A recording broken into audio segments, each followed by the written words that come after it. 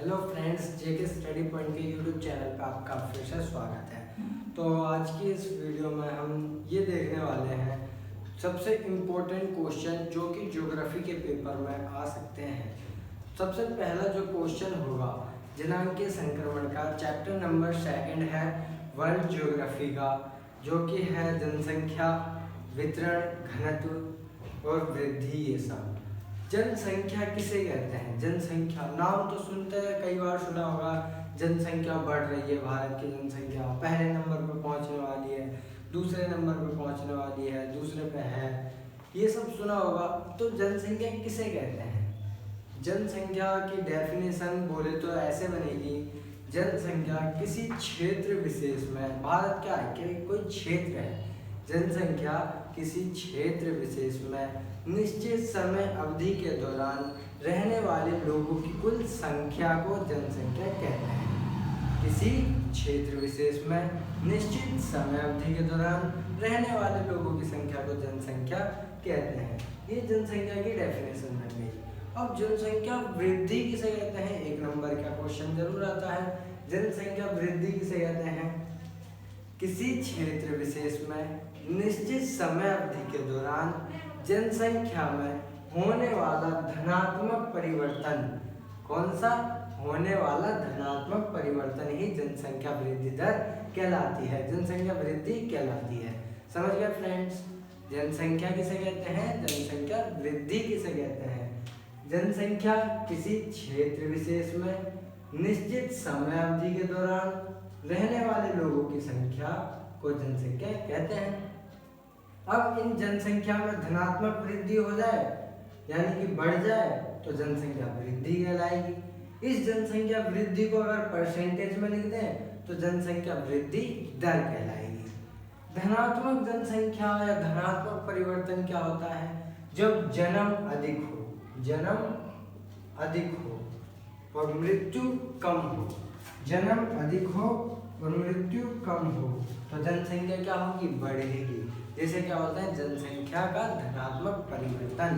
क्या कहते हैं? जनसंख्या का धनात्मक परिवर्तन। अब जनसंख्या ह्रास किसे कहते हैं? जनसंख्या का घटना। जनसंख्या में कौन सा परिवर्तन? ऋणात्मक परिवर्तन। कौन सा परिवर्तन? ऋणात्मक परिवर्तन। किसी क्षेत्र विशेष में निश्चित समय अवधि के दौरान रहने वाले लोगों की संख्या में होने वाला ऋणात्मक परिवर्तन मतलब घटना जनसंख्या ह्रास कहलाती है। जनसंख्या ह्रास दर किसे कहते हैं? तो उसे परसेंटेज में लिख दो, जनसंख्या ह्रास को, उसी को ही जनसंख्या ह्रास दर कहते हैं, परसेंटेज में व्यक्त करना। जनसंख्या ऋणात्मक जनसंख्या किसे कहते हैं? ऋणात्मक जनसंख्या मतलब जनसंख्या घटना। जनसंख्या कब घटेगी? जब जन्म कम हो, जब जन्म कम हो और मृत्यु अधिक हो, उसे क्या होता है? जनसंख्या का ऋणात्मक परिवर्तन। समझ गए फ्रेंड्स? और जनसंख्या घनत्व वितरण, ये चैप्टर का नाम था जनसंख्या वितरण या जनसंख्या घनत्व। किसे कहते हैं? जनसंख्या घनत्व, घनत्व। जनसंख्या वितरण किसे कहते हैं? वितरण मतलब जनसंख्या का बिखराव व फैलाव, जनसंख्या वितरण कहलाता है। जनसंख्या का बिखराव व फैलाव ही जनसंख्या वितरण कहलाता है। जनसंख्या घनत्व, जनसंख्या घनत्व प्रति इकाई क्षेत्रफल में, प्रति इकाई वर्ग किलोमीटर में रहने वाले कुल लोगों की संख्या, 1 किलोमीटर में रहने वाले लोगों की संख्या को जनसंख्या घनत्व कहते हैं। भारत का जनसंख्या घनत्व कितना है या विश्व का जनसंख्या घनत्व कितना है, ये क्वेश्चन जरूर आता है। विश्व का जनसंख्या घनत्व, विश्व का जनसंख्या घनत्व है 54 व्यक्ति प्रति वर्ग किलोमीटर। 1 वर्ग किलोमीटर में 54 लोग रहते हैं, ये विश्व का जनसंख्या घनत्व है। भारत का जनसंख्या घनत्व है 382 व्यक्ति प्रति वर्ग किलोमीटर। कितने फ्रेंड्स? 382 व्यक्ति प्रति वर्ग किलोमीटर, ये भारत का जनसंख्या घनत्व है। अब जो मेन क्वेश्चन है, जनांकीय संक्रमण सिद्धांत। जनांकीय संक्रमण सिद्धांत की 3 अवस्थाएं हैं। कितनी अवस्थाएं फ्रेंड्स? 3 अवस्थाएं हैं। तो ये 3 अवस्था जरूर पूछते हैं। जनांकीय संक्रमण सिद्धांत की 3 अवस्थाओं को बताइए। इसका चित्र भी बनता है। जनांकीय संक्रमण सिद्धांत का एक चित्र भी बनता है, वो कुछ ऐसे बनता है 3 अवस्थाओं में। पहली अवस्था में क्या होता है, यहाँ शॉर्ट में लिख दो। पहली अवस्था में क्या होता है? जन्म अधिक होता है, उच्च जन्म और मृत्यु दर भी उच्च होती है। पहली अवस्था में दोनों उच्च होते हैं, जन्म भी उच्च होता है और मृत्यु भी उच्च होती है। तो बताओ जनसंख्या बढ़ेगी या घटेगी? इनमें से कुछ भी नहीं होगा। जब जन्म भी अधिक हो रहा है, मर भी अधिक रहे हैं, तो जनसंख्या स्थिर रहेगी। कैसी रहेगी? स्थिर। तो इस पहली अवस्था जो होती है उसमें जनसंख्या में जन्म भी अधिक होता है, मृत्यु भी अधिक होती है। ये कहाँ होता है? ये क्या होता है? इसे जनसंख्या की वृद्धि दर धीमी बोलेंगे। कैसे बोलेंगे? धीमी।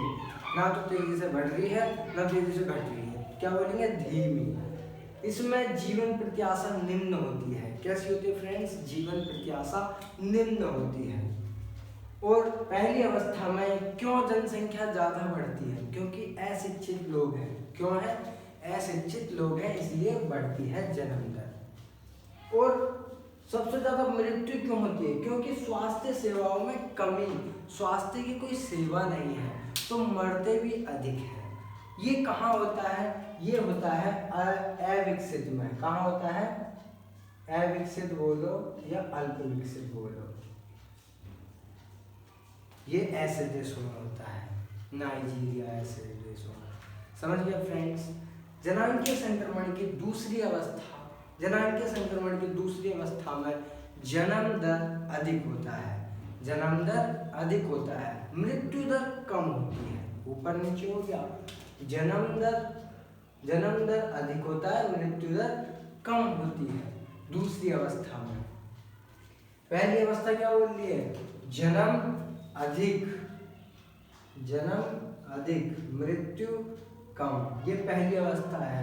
दूसरी अवस्था क्या बोल रही है? जन्म अधिक मृत्यु, पहली अवस्था बोल रही है मृत्यु भी अधिक, दूसरी अवस्था बोल रही है मृत्यु कम। यानी कि जन्म ज्यादा होंगे, मृत्यु कम होगी, तो जनसंख्या बढ़ेगी। जब जन्म ज्यादा ले रहे हैं, मृत्यु कम हो रही है, तो जनसंख्या बढ़ेगी। इसे बोलते हैं जनसंख्या वृद्धि दर अधिक, जनसंख्या अधिक वृद्धि। और ये क्यों होता है? जन्म क्यों हो रहा है? क्योंकि अशिक्षित लोग ज्यादा हैं। जन्म क्यों हो रहा है? क्योंकि अशिक्षित लोग ज्यादा हैं। और मृत्यु कम कैसे हो गई? क्योंकि इन्होंने स्वास्थ्य में सुधार कर लिया।